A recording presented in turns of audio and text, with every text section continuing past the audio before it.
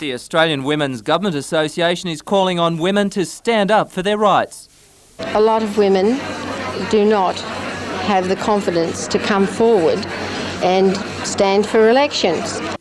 Of the 2,000 candidates elected to councils around the state, only 300 are women. The Women's Association is now lobbying government for a $15,000 grant to support a series of seminars encouraging women to run for office. While questions of money are yet to be decided, government does admit women do suffer from discrimination. There's been a prejudice against women in the past for holding office like this, and there's been perhaps little opportunity for them to seek these positions, and it's, I guess, now up to women themselves to assert themselves more. The Conference of Women Councillors from throughout New South Wales continues on the theme Building a Better Tomorrow, the Challenge of Change.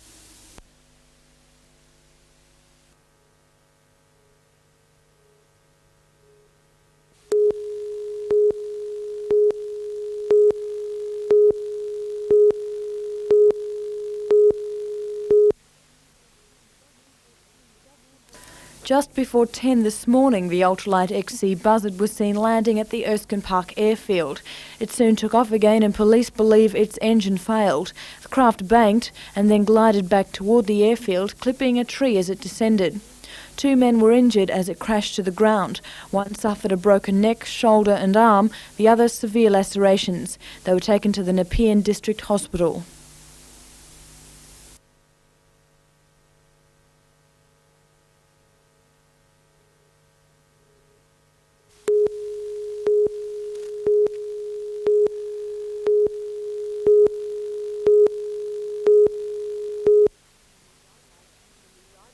The new guidelines come into force tomorrow, but it's long been recognised that the system needs changing.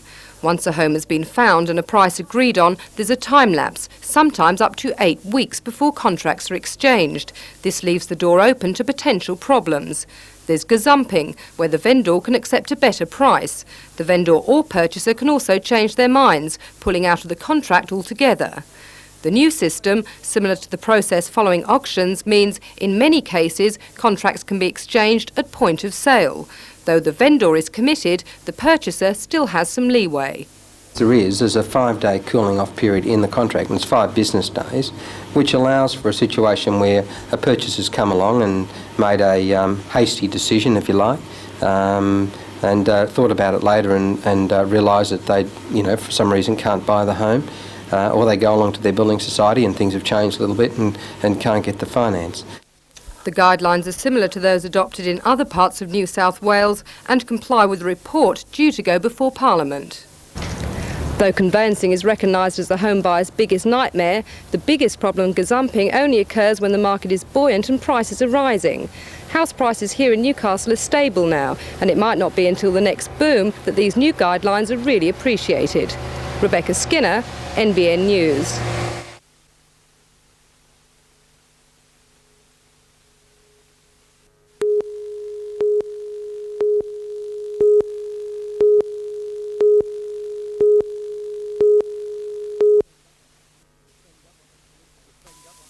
The state government commissioned its new $5 million catamaran on Sydney Harbour yesterday. The high-speed craft will replace the hydrofoils, which have been in operation since 1965. Plagued by high costs and a poor maintenance record, State Transit was keen to update, but that leaves them with 4 hydrofoils and no work for them to do. One option is to sell them, if they can find a buyer. Another being floated enthusiastically is a Sydney to Newcastle run connecting the 2 harbours in under 2 hours. While the concept sounds exciting, existing commuter operators have doubts about its viability. We would probably have altogether around about 1,000 empty seats a week out of the number of seats that we offer. And out of that we would run to about a 60% load factor. So you don't see there's a demand for more commuter travel?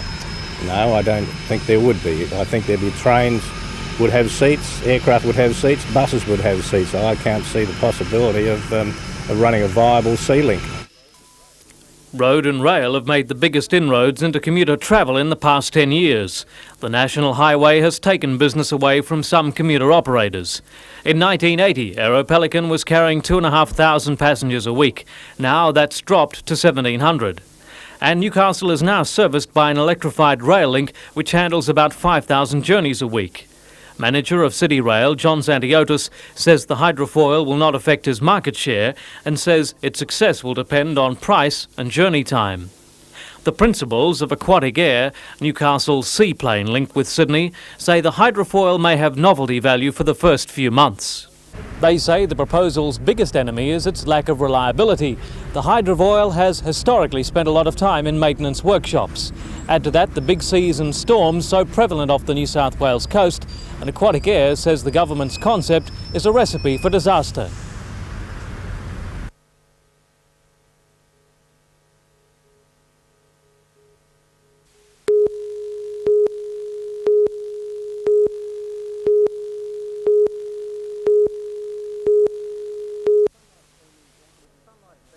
With sunlight beaming down from a cloudless sky, the Gosford racecourse was a picture-perfect sight. After weeks of continual rain, committee members were understandably relieved. It's a lovely day, and of course, not only the day's brought them out, Bruce, but a tremendous field that we've got in the FAI Gosford Cup, a $200,000 race with a quality field, and it certainly brought them out in their thousands. The main event was scheduled to start at 3 p.m, but the fashion stakes began as soon as the gates opened. The competition was fierce, especially among the maidens. Are you an avid racegoer? No, I'm not. This is the first time. No, I've never been to the races before. Are you a keen racegoer? For the Gosford Cup Day I am, yeah.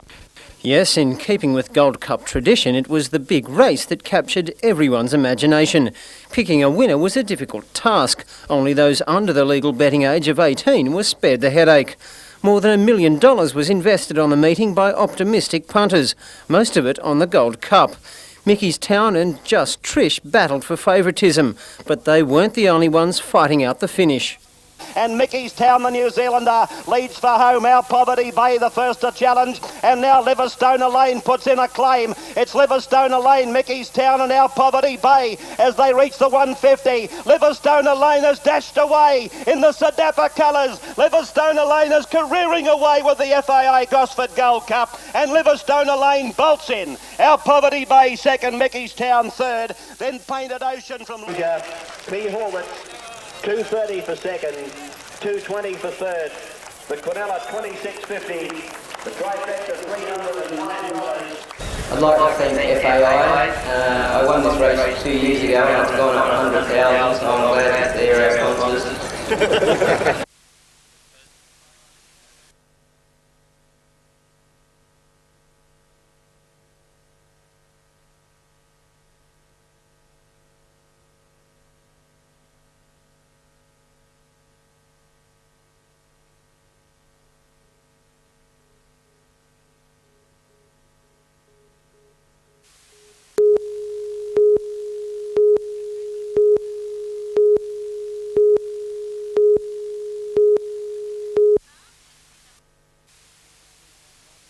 A three-game run of losses plus a crippling number of injured players has the Knights floundering near the bottom of the table.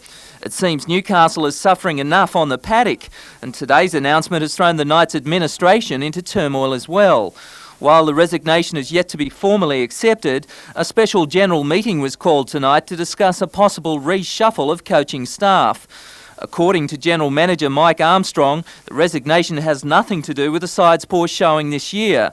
Alan Bell simply has too many other commitments. I think its demands upon his time are too severe, and Alan's indicated that if he can't do the job properly from the club's point of view, he'd rather hand it over to someone who can. Alan Bell is known to be highly regarded by Coach McMahon. In his position as assistant first-grade coach, Mr Bell had a major tactical influence on the weekly game plan of the Newcastle Knights. He was unavailable for comment today to give his account of the resignation. Peter Ryan, NBN News.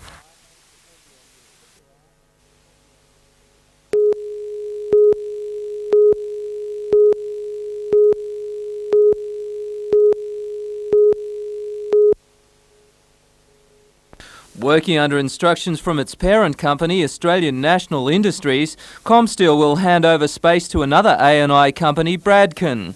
Comsteel's foundry, which produces steel castings such as this giant gear wheel for the mining industry, will be upgraded to take on Bradken work. Bradken is Australia's largest steel foundry operation, with workshops throughout Australia and Southeast Asia. With the improvements, the new workshop is expected to double its output from $5 to $10 million worth of product. If the productivity and the efficiency is there, you're going to be successful and your operations will expand, and at the end of the day will provide additional jobs. It's expected 30 jobs will be created on the shop floor, plus another 70 positions in administration, as Bradken is also moving its head office from Sydney to Waratah, redeveloping this office block. The change is to bring together A&I resources and is seen as a sign of confidence in Newcastle industry. Peter Ryan, NBN News.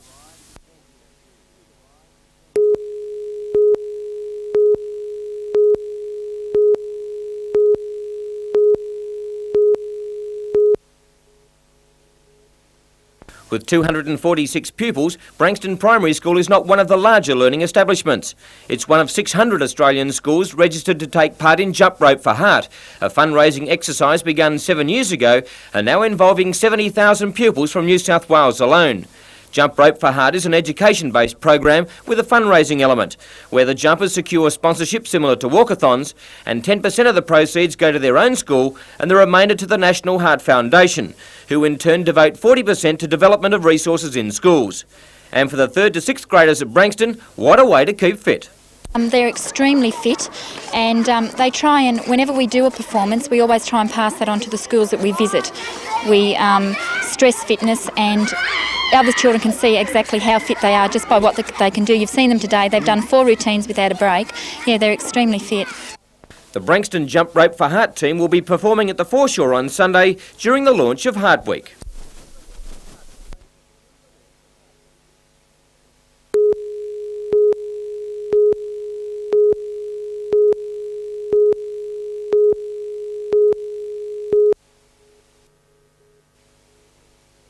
"19-year-old State Rail electrical apprentice Danny Knorr apparently received a shock while working on the installation of a power board. According to witnesses, he'd been working under supervision for about 3/4 of an hour before the incident. The young man slumped over a cross member too weak to climb to the ground.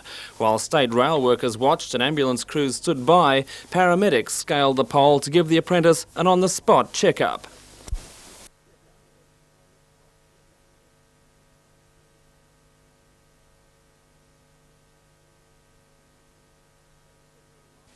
The cherry picker arrived, and after some troublesome branches had been cut down, the relieved victim was lowered into the basket. Ambulance officers provided routine treatment for the apprentice, who was transported to Royal Newcastle Hospital with minor burns to the forearm. State Rail officials say an inquiry will be held into the accident.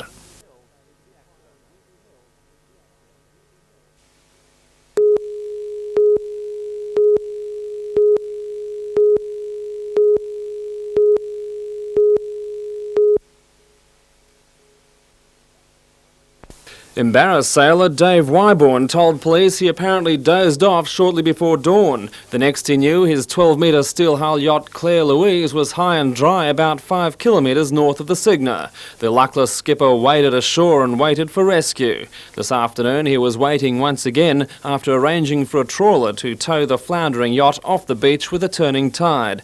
Although the vessel suffered no visible damage, the captain says she'll be slipped at Newcastle before deciding whether to resume his voyage.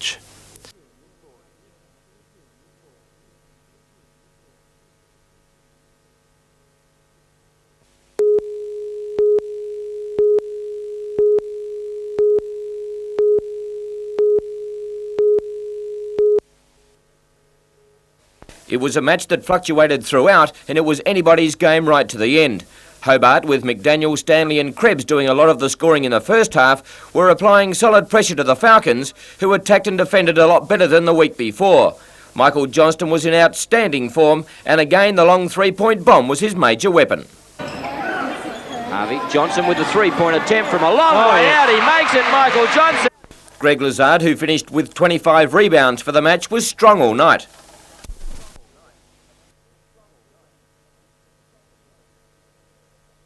The Devils led at the first 2 breaks, but then the plucky Falcons roared back into the match to lead at the last change. Stepping up their tempo, the local lads skipped to a 10-point lead with about 4 minutes to play. But the Devils came back and tied the scores at 107-107. With less than a minute left, the Falcons retook the lead. With 16 seconds left on the clock and a timeout to get instructions, the Devils continued the Falcons' woes of recent days.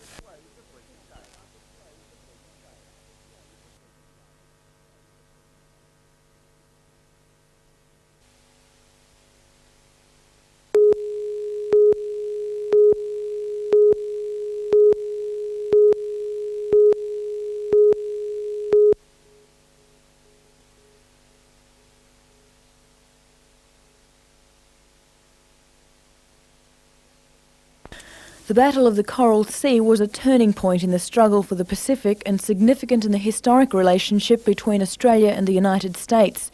Today's service was attended by the Mayor and Mayoress, by members of the Australian American Association and representatives of the American Armed Forces. The Very Reverend Richard Chance, Dean of the Holy Cross Cathedral in Botswana in Central Africa, addressed the congregation, saying the commemoration paid tribute to the spirit of freedom and justice behind the Allied offensive. He said that spirit should be carried into the 90s in the never-ending quest for freedom and justice all over the world, particularly in Europe and South Africa. He urged continued economic and sporting sanctions against South Africa, stressing the battles that were fought for freedom and justice in the Second World War must continue, so that every person may have life and have it abundantly.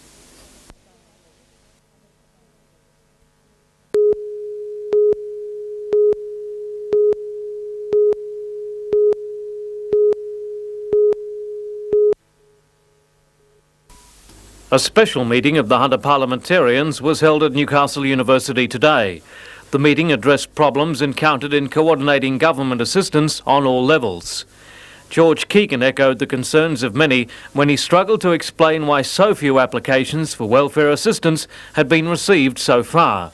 I think the biggest problem is still getting hold of people who need assistance. There seems to be a great resistance in the community for people to come forward and ask for assistance. There seems to be some sort of foolish pride existing.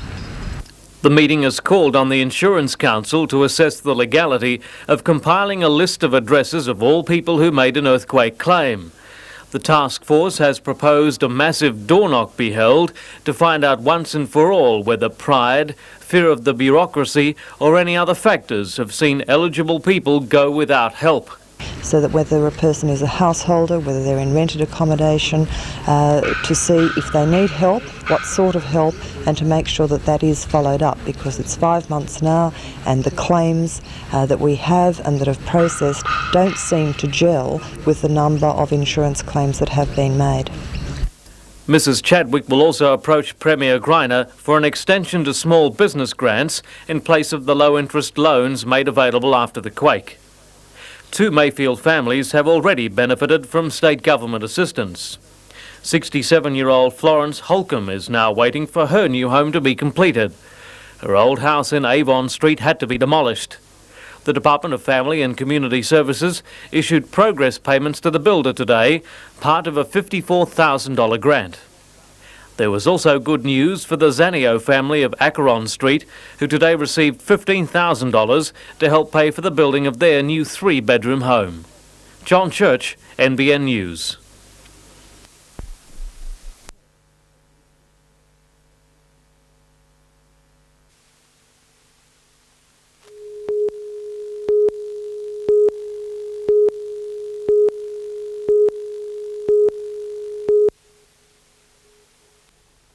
Miss Chapman was found late Saturday afternoon in bush beside the Hunter River at Muswellbrook by a friend who'd gone looking for her.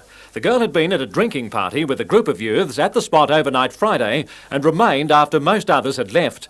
Miss Chapman has told police she was pushed into a fire after being punched in the face and body by a youth who then left the scene. She apparently rolled out of the fire and a short distance away, where she remained throughout Saturday morning and well into the afternoon. Police are keeping an open mind as they interview the people who had been at the party, but did not issue any statement up until late today.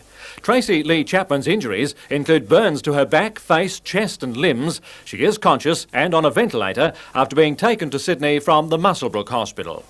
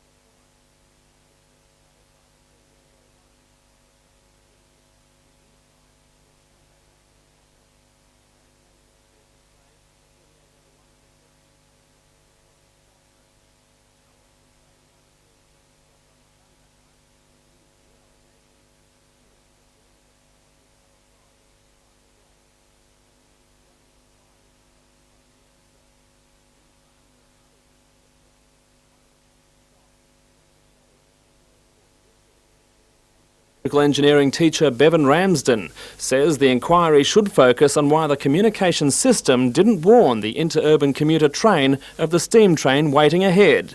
Mr Ramsden has no doubts that the system did fail. It's inconceivable that the driver would proceed full speed ahead to his death. The system that should have stopped the interurban commuter is in use across the state. Railway lines are broken into sections and each is controlled by signals just like traffic lights. Each section of the line carries a small electric charge. When the train travels along these charged sections of line, the wheels combined with the axle act as a conductor between the two rails. In effect, they serve as a circuit breaker, and when that circuit is broken, it triggers the red signal light.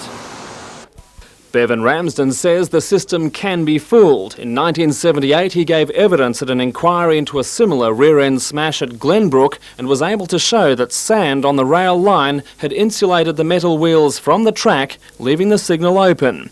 It's thought that the 3801 steam loco was also using sand to gain traction on the uphill climb. The following train approached through a tunnel. Mr Ramsden says moisture and corrosion on the underground tracks could also have affected the electrical contact. These are factors which can happen in practice, and the railway signalling system should be able to cope with them. We shouldn't have to have a disaster like this to make them for the spotlight to go on the signalling system. The signal system is 50 years old. Around the world, railways are getting faster and rail services are turning to fibre optics and satellites for more accurate information on train positions. Bevan Ramsden says that if the inquiry into Sunday's disaster is to prove anything, it must come up with a better way. And to rely simply on bridging across the rails, where factors like the sand and so on can operate, is to leave the system vulnerable to a malfunction or an accident like this.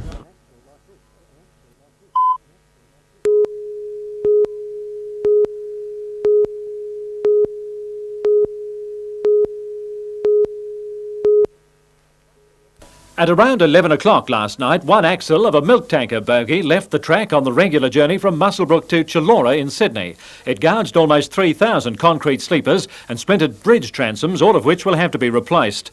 The wayward wagon also damaged masonry on the platform of the East Maitland station. There was only minimal disruption to following services, as the other trains could be diverted to parallel coal lines. Repair crews were on the job at first light, and it's expected that all the damage will be fixed by Sunday night. Although State Rail has been having a rough trot lately, a spokesman said this is only the second derailment on the Northern Line in 12 months. Even so, a full investigation will be carried out with both the suspect bogie and the track closely examined to determine exactly what went wrong.